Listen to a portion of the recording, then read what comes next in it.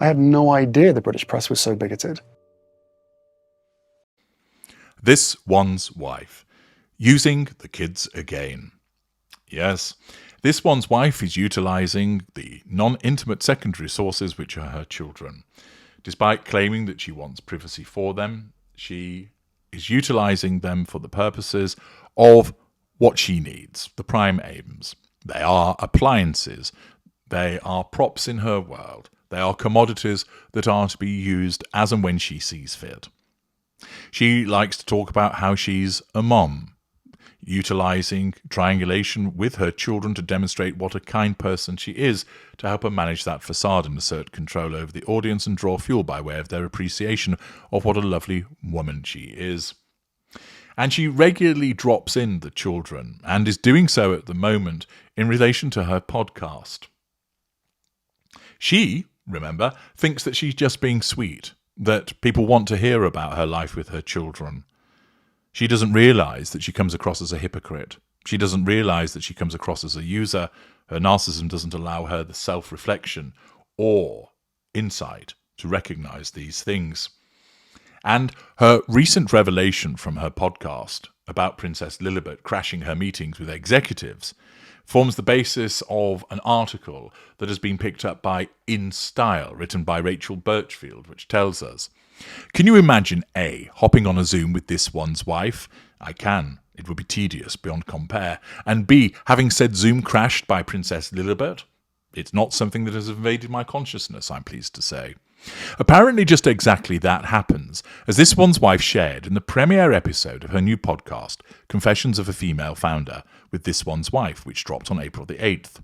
In the debut episode, this one's wife chats with friend, non-intimate secondary source, and Bumble founder Whitney Wolfe Herd. In addition to being entrepreneurs, Herd with Bumble and this one's wife with As Ever. So this shows the ridiculousness of these supine publications. On the one hand, you have Whitney Wolfe Herd, who created Bumble and has become very wealthy off the back of it, being worth hundreds of millions of dollars. Although she was touted, I think, as the youngest self-made female billionaire, but then is only worth $400 million. And a question I would have been asking if I was interviewing her, where the dickens did the other $600 million go? Was it the share price tumbling? And if so, why did that happen? What was behind all of that? How did you seek to remedy it? How did it make you feel? But that just passes this one's wife by because she's not got any actual interest in her guests, other than making herself sound like she's an entrepreneur with a red runny snot production company, which also sells guinea pig food and tasteless tea. Whoopie fucking do. Also, the women are both parents to 2 young kids. We became moms in the pandemic, post-pandemic culture, where there is so much working from home, this one's wife said. What's the relevance of that to business tips? I don't leave the house to go to an office. My office is here. Fucking fascinating. Lily still naps. What's that got to do with business? She gets picked up early and she naps. What's that got to do with business? She only has half day in preschool.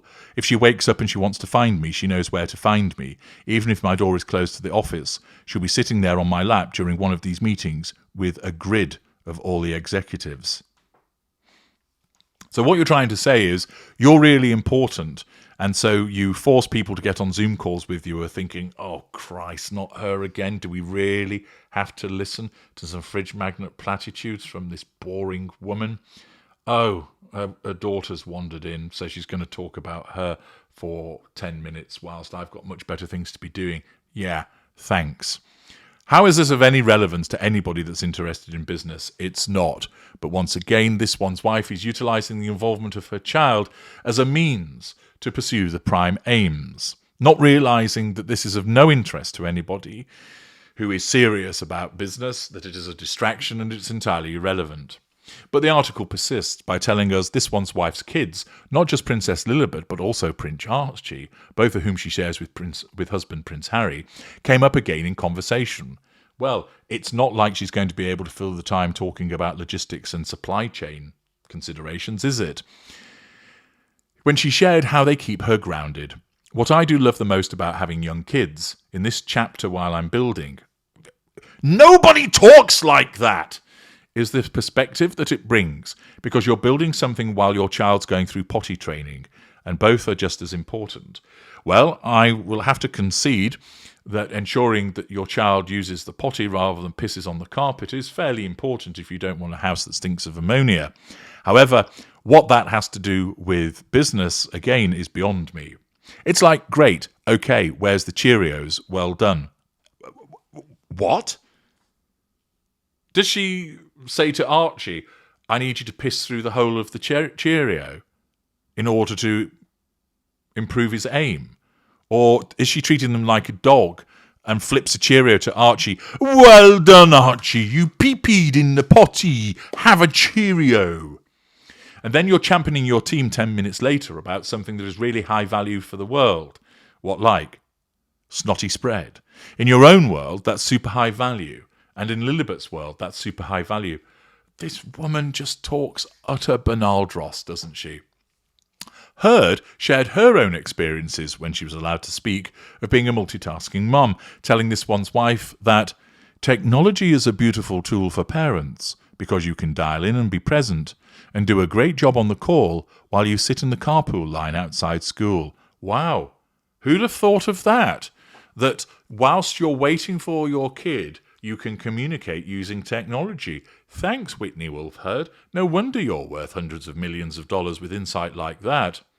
Like, why do you have to say like? Like, why do I need to be at a desk? I have the same mental opinion in a carpool line.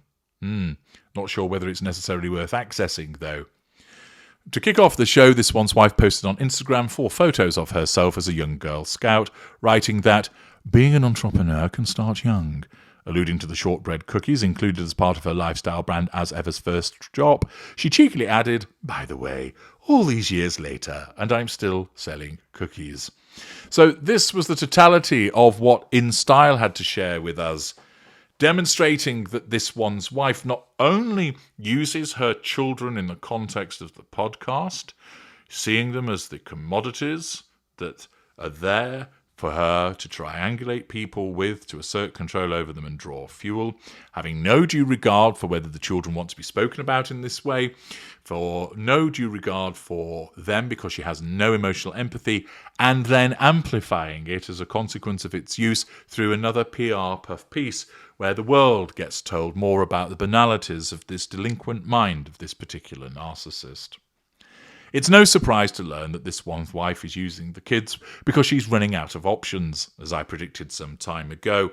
As a consequence of her ongoing downward spiral, desperation would set in. She would start to utilise the children all the more, contradicting herself with regard to protecting them, because her narcissism, in its desperation to get the prime aims, will use anything and everything, including children, to get there. I'm H.G. Tudor. Thank you for listening.